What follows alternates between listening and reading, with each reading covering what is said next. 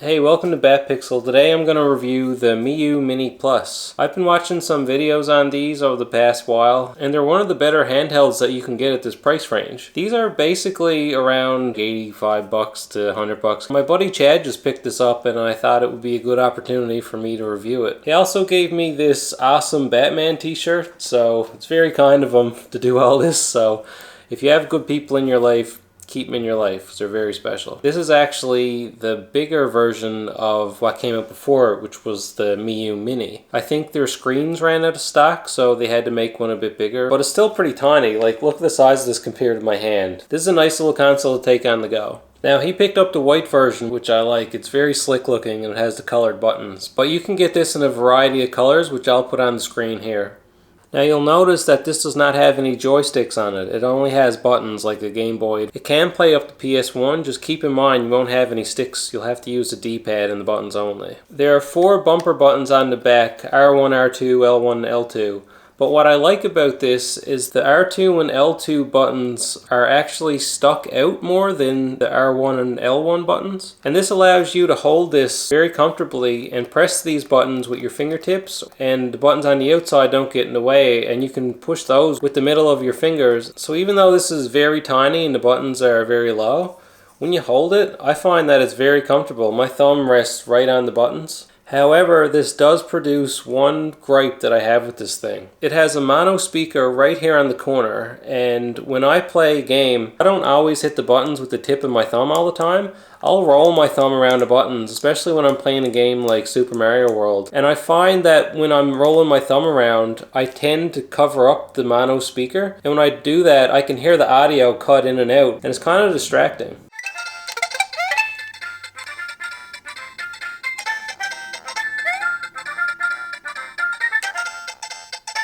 But the good news is the buttons feel really good. I wouldn't say the buttons are clicky. They're a little soft to the touch, but not enough where it would affect your gameplay. The buttons are really responsive and they feel really nice. I thought it was great. The D-pad was really good as well. I tested out the D-pad in Super Mario World and it worked fine. I find like if I run back and forth in that game and if I'm crouching a lot and I don't mean to, that means the D-pad's really bad. But I never had any issue with the D-pad myself. I thought it felt great. The back buttons aren't really clicky, but they are really responsive and they were perfect to use as well. And yeah, for the price point, this feels great in my hands. You can tell that they made this with quality in mind.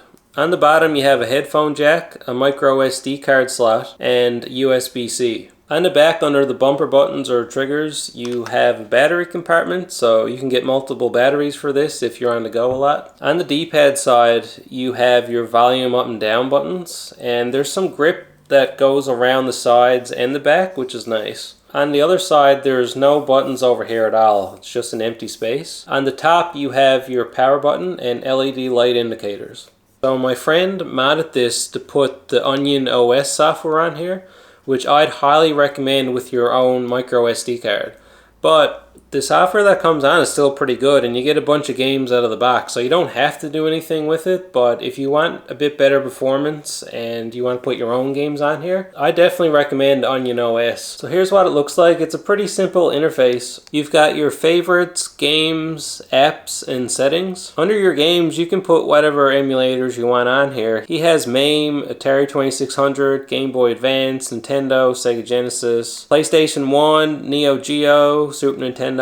You have a bunch of apps on this thing you can use. It's really for background stuff, but you can change the theme on here if you like. And you can actually scrape your games for their artwork. So what that means is when you're going through the list of games, you don't have to have it as text. You can scrape them so you can see the artwork of the games instead. I tested out some games on this that usually struggle with cheap handhelds, such as Contra 3 for Super Nintendo. And that played amazing on this, and the screen just looked awesome. And there's other games that I tested out, such as Super Mario Kart, which is notorious for emulating and running slowly, but it ran perfect on this. I also played Yoshi's Island, which is also really hard to emulate, but this ran it perfect, and the screen just looks so good. I can't say enough good things about the screen. I also tried F-Zero, which is hard to emulate on lower end handhelds, but it ran perfect on this.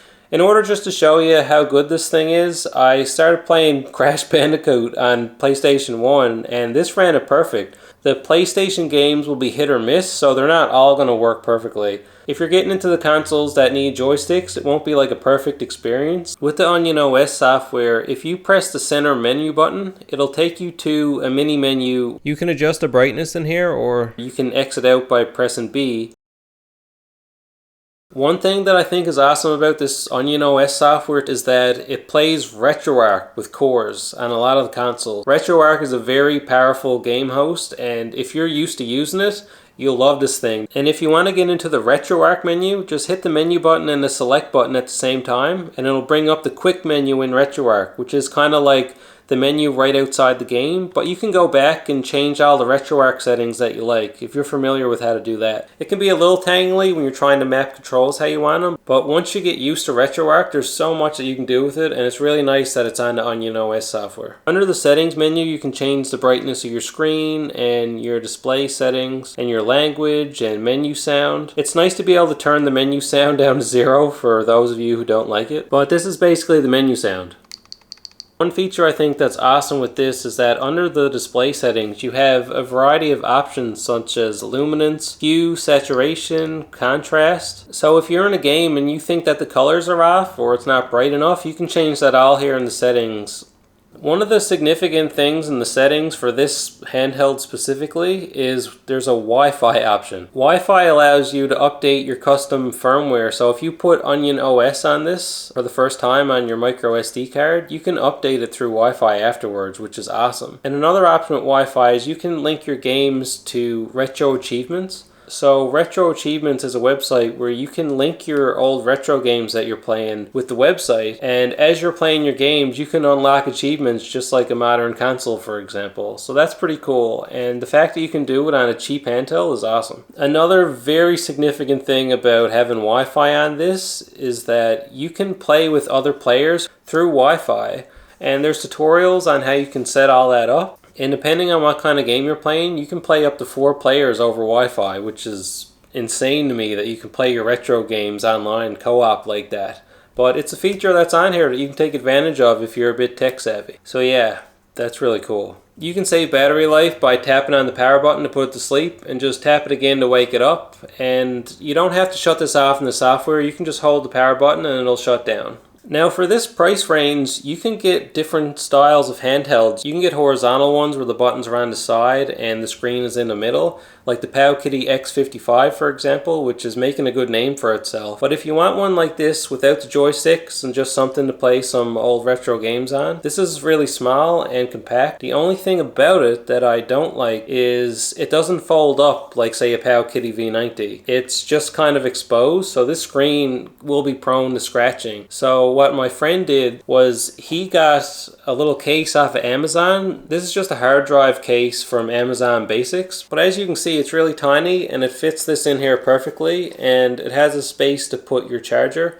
And he even covers up the screen with a cloth just to make sure it doesn't get damaged. You will have to get a case for it to protect the screen or get a screen protector, but it's still very tiny and mobile, so this is a perfect option. So I'll have links down in the description, or you can shop around and see if you can get the best price online for one of these. They're definitely worth it, especially if you get your own micro SD card and put the Onion OS software on here. But yeah, for under $100, can't go wrong with this thing. Hopefully this review gave you some insight on if you want to pick one of these up or not. If you're new to this channel, definitely like the video and subscribe. It helps me out a lot and I really appreciate it. Thanks for tuning in, and I'll see you in the next one.